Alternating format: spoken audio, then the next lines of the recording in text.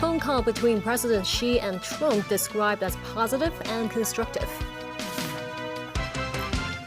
Trump speaks to Japanese leader Sanae Takaichi hours after the China-US call.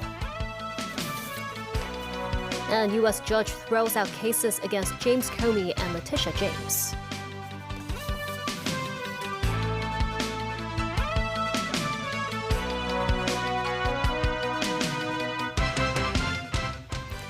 Good evening, and thank you for joining us. President Xi Jinping and U.S. President Donald Trump held a phone call to discuss topics ranging from Taiwan to Ukraine, fentanyl, and soybeans. After the call, Trump posted online that he plans to visit China in April next year. Beijing's foreign ministry said the call was initiated by the U.S. Memo Sengai has the details. During the phone call, President Xi Jinping mentioned China and the U.S. held talks successfully last month in Busan, South Korea, reaching many important consensus. This, he said, helped the giant ship of China-U.S. relations recalibrate its course and inject momentum for steady progress, while sending a positive message to the world. Xi added that since the Busan meeting, China-U.S. relations have been generally stable and improving, and are welcomed by both countries and the international community. This once again shows that cooperation benefits both and confrontation harms both, which has been repeatedly proven by experience, and the vision of China and the U.S. helping each other succeed and prosper together is a tangible prospect within reach. On the Taiwan issue, Xi stressed that Taiwan's return to China is an integral part of the post-war international order. China and the U.S. once fought side by side against fascism and militarism, and it is important that both sides jointly safeguard the victory of World War II. According to Xinhua, Trump said the U.S. understands the importance of the Taiwan issue to China and noted China's significant contribution to the victory in World War II. Xinhua also mentioned that Trump praised Xi as a great leader, that he enjoyed his meeting with Xi in Busan, and fully shared Xi's comments about the two countries' relationship. The White House said the call lasted about an hour and mainly discussed trade. In an online post, Trump said he and Xi discussed fentanyl, soybeans, and agricultural products, stating that U.S.-China relations are very solid and that the two sides reached agreements benefiting farmers. He also said he accepted Xi's invitation and plans to visit China in April next year, and that Xi will also make a state visit to the U.S. next year. The two leaders also discussed the Ukraine crisis. Xi emphasized that China supports all efforts to bring peace and hopes all parties will continue narrowing differences to reach a fair, lasting, and binding peace agreement that addresses the root causes of the crisis. While Wall Street Journal reported that China initiated the phone call, Beijing denied the claim. As far as I know, the phone call was initiated by the U.S. side, and the atmosphere was positive, cordial, and constructive. Communication between the two presidents on issues of mutual interest is highly important to the steady development of China-U.S. relations. Momus 9, TVB News. U.S. President Donald Trump called Japanese Prime Minister Sanae Takaichi on Tuesday, hours after Trump's call with President Xi Jinping. Takaichi said Trump briefed her on his conversation with Xi, but she did not elaborate further, including on any discussion regarding her comments on Taiwan. It comes after Foreign Minister Wang Yi said Japan crossed the red line with comments by Takaichi suggesting a potential military intervention over Taiwan. Beijing last week sent a letter to UN Secretary General Antonio Guterres criticizing Takaichi's grave violation of international law. Some analysts believe that the U.S. may be pressuring Japan to ease tensions with China, especially after U.S. President Donald Trump spoke separately with President Xi Jinping and Japanese Prime Minister Sanae Takaichi. They add that Washington is keen to prevent China-Japan frictions from spilling over into Sino-U.S. economic cooperation.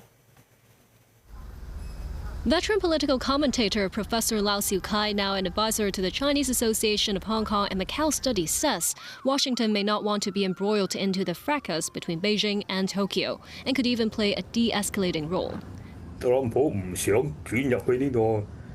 Lau says Trump, in a bid to prevent China-Japan frictions from impacting the China-U.S. trade ties, might pressure Japan to retract erroneous remarks and steer the relations back on the right track. Lau notes that many Asia-Pacific countries fear that China-Japan tensions could destabilize the region. Wang Yiwei, a professor at Renmin University of China and director of its Institute of International Affairs, says the U.S. retains significant clout over Japan. He says the U.S. can clearly relay China's concerns to Japan, and if Washington draws a clear line that Japan must not cross, especially regarding the post-war order, Japan's right-wing forces will pull back.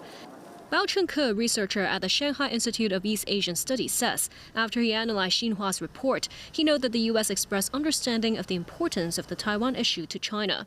He believes this could help establish a stronger historical basis for future China-U.S. consensus on Taiwan, which is a positive change.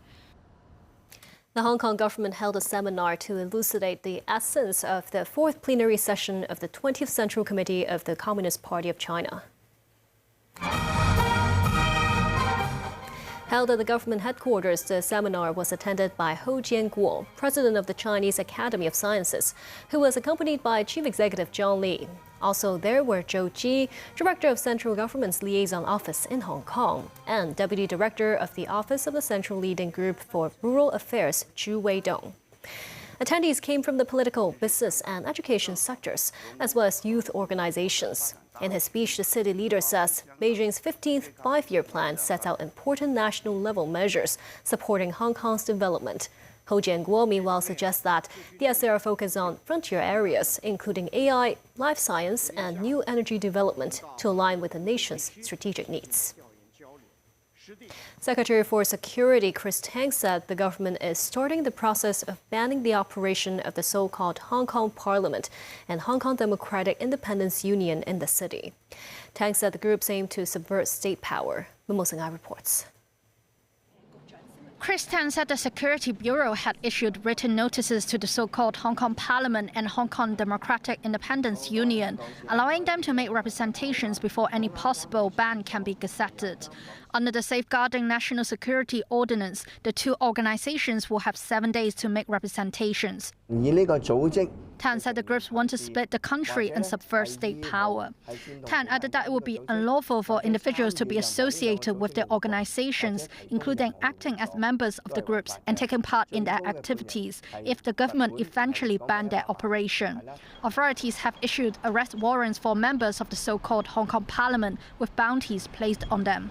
Meanwhile, Tan said 29 people have been arrested on suspicion of vandalism related to the Legislative Council election. Memos 9, TVB News. A federal judge has dismissed the criminal cases against former FBI Director James Comey and New York Attorney General Letitia James, concluding that the prosecutor who brought the charges at President Donald Trump's urging was illegally appointed by the Justice Department. This as the Pentagon has announced it is investigating Democratic Senator Mark Kelly of Arizona over possible breaches of military law after the former Navy pilot joined a handful of other lawmakers in a video that called for troops to defy illegal orders. Tracy Furness has more. New York Attorney General Letitia James had pleaded not guilty to mortgage fraud allegations and obstructing Congress late last year, while former FBI Director James Comey was charged with making a false statement to Congress and obstructing a congressional proceeding. But a federal judge dismissed the criminal charges against the two, as a Trump-backed prosecutor, Lindsay Halligan, handling the cases, was illegally appointed by the Justice Department. Judge Cameron McGowan Curry wrote in her opinion that Halligan had no lawful authority to present the indictment against the two. She added that all actions flowing from Ms. Halligan's defective appointment were unlawful exercises of executive power and must be set aside. The president begged to differ.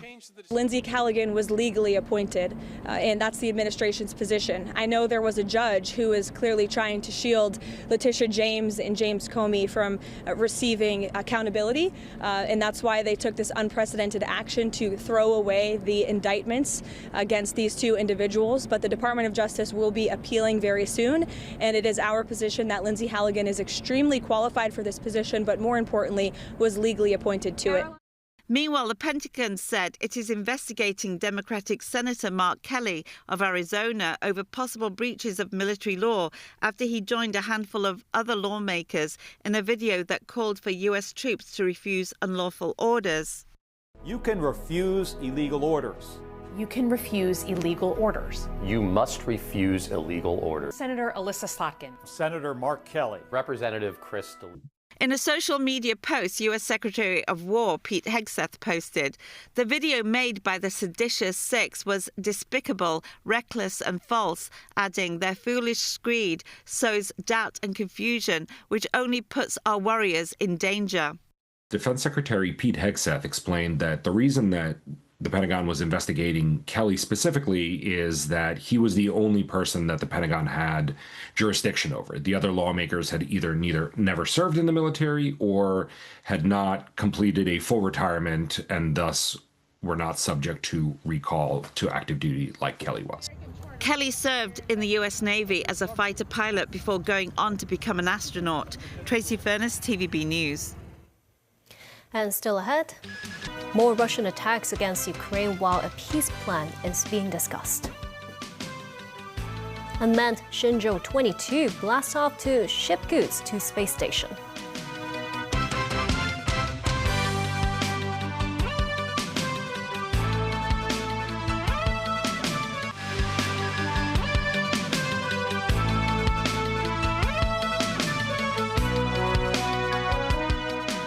Welcome back. The Trump administration has ramped up the pressure on Venezuelan President Nicolas Maduro by designating the Cartel de los Soles as a foreign terrorist organization and Maduro as its head. The designation is the latest measure in Washington's escalating campaign to combat drug trafficking into the U.S. This as multiple airlines have canceled flights into and from the country. Tracy Furness reports. LaGuardia, Venezuela's main airport, deserted. 2 Venezuelan airlines announced Monday the cancellation of their flights to and from the country, joining 7 other international airlines that have already suspended operations following a warning from the U.S. Federal Aviation Administration about alleged risks of flying in Venezuelan airspace. FAA warned pilots Friday to exercise caution when flying over Venezuela due to the deteriorating security situation and increased military activity around the country. Tensions between the two countries have been high since September as U.S. military forces carried out a series of attacks against vessels suspected of drug trafficking in international waters of the Caribbean and the Pacific Ocean. At least 80 people have died. Tracy Furness, TVB News. Russia launched a wave of attacks on Ukraine on Tuesday, killing at least 6 people in strikes that hit city buildings and energy infrastructure, while Ukrainian attack in southern Russia killed 3 people and damaged homes. This comes as Ukrainian President Volodymyr Zelensky said the proposed peace plan, now under discussion with the United States and Europe, has incorporated correct points, but sensitive issues still need to be resolved. Daniel Rao reports. Ukraine's energy ministry said Russian strikes have disrupted electricity supplies to more than 102,000 people in 5 Ukrainian regions. Timur Tkachenko, the head of the military administration for the capital, said damage was recorded at 13 sites across Kyiv. Residential and commercial buildings and infrastructure were damaged. Kyiv city officials also said heating supplies across several districts in the capital were restricted. Moscow denies intentionally targeting civilians despite having killed thousands of them since launching its invasion in 2022. It says civilian infrastructure such as energy supplies are legitimate targets to hurt Ukraine's ability to fight.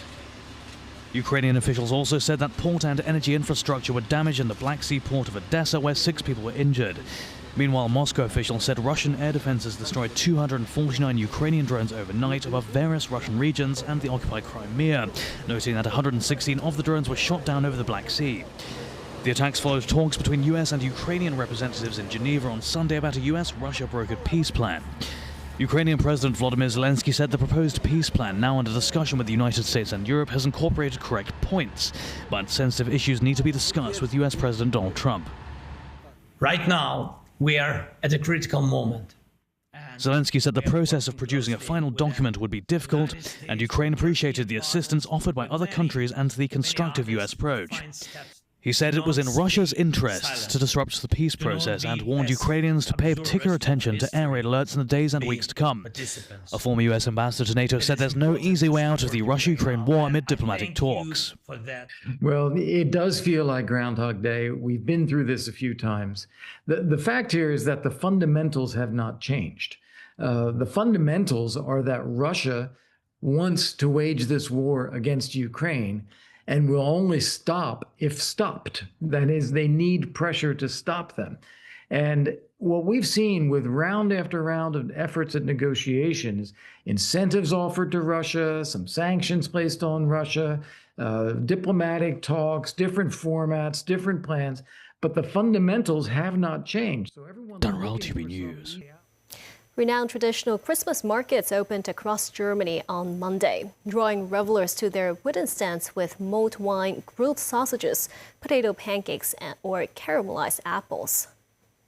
Security has been stepped up with memories of 2 deadly attacks on Christmas markets still fresh for many Germans. On December 19, 2016, an attacker plowed through a crowd of Christmas market goers in Berlin with a truck, killing 13 people and injuring dozens more. Last Christmas, an SUV was driven into a crowd in Magdeburg, killing 6 people and injuring more than 300 others. China's first emergency space mission was launched on Tuesday as the country worked to plug safety risks at its crewed space station after a vessel was damaged in orbit earlier this month.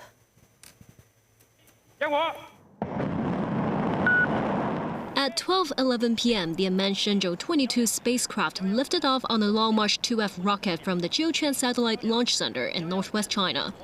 Video shared by the Chinese state broadcaster showed the rocket blazing into space, with the spacecraft later separated from the rocket and entered its planned orbit. The 3 astronauts in the Shenzhou 21 mission watched the process from the space station. The Shenzhou 22 spacecraft is supposed to carry out the crewed mission around April 2026, and the Shenzhou 20 vessel was meant to return a trio of Chinese astronauts back to Earth, but was deemed unfit to fly after its return capsule was allegedly cracked by space debris. The incident forced China's space authorities on November 14th to deploy the only remaining flight-worthy vessel, the Shenzhou 21, to pick up the Shenzhou 20 crew. Shenzhou 22 now departed with food, fresh fruit and vegetables, as well as medical supplies, spare parts for Tiangong, and equipment to repair the window crack on Shenzhou 20, which remains docked at the space station. Chinese safety protocols have always required a backup carrier rocket and Shenzhou spacecraft to be on standby at all times. With the unmanned Shenzhou 22 vessel already stationed at the Jiuquan Launch Center, it took 16 days for China's space authorities to execute the emergency launch procedure, much shorter than the usual launch timeline for a Shenzhou mission of around 45 days. Tea lovers have the chance to deepen their understanding of the nation's long-enduring tea culture in the new Shape of Tea exhibition held at the Flagstaff House Museum of Teaware. Starting tomorrow, visitors can see a vast collection of teaware, dating from the Song Dynasty to more modern designs celebrating the country's most famous drink. Timothy Lee tells us more. Featuring 35 sets of priceless teaware of various types, the Shape of Tea exhibition features collections spanning the Song Dynasty all the way back in the 10th century to the modern era. While many can enjoy being in the presence of such ancient ceramics, the event also puts a modern spin to attract those who prefer more contemporary artistic expressions. Visitors at the Shape of Tea exhibition at the Flagstaff House Museum of Teaware will be able to get a closer look at rare Song-era relics such as this dragon-themed cup stand, in contrast with more modern designs such as this bamboo tea box featuring Hong Kong's skyline. Yan Young, one of the artists who contributed to the modern collection, shared her inspiration of using the city's fallen trees to bring life to the ancient art form. I have been thinking how tree in Hong Kong different from other places. Actually, the tree go in a curvy manner to meet the sunlight, and so their texture look very different. In this exhibition, I also make some tea rack inspired by the Song Dynasty to hold the teaware, but still keeping contemporary art angle. This would allow the audience to find a linking between the modern life and the old time. The exhibition will be open to the public starting on Wednesday, with no end date announced as of now. The organizers hope that the arrangement can encourage more residents to explore China's rich tea heritage. Timothy Lee, TVB News. And that's the news. Thank you for watching.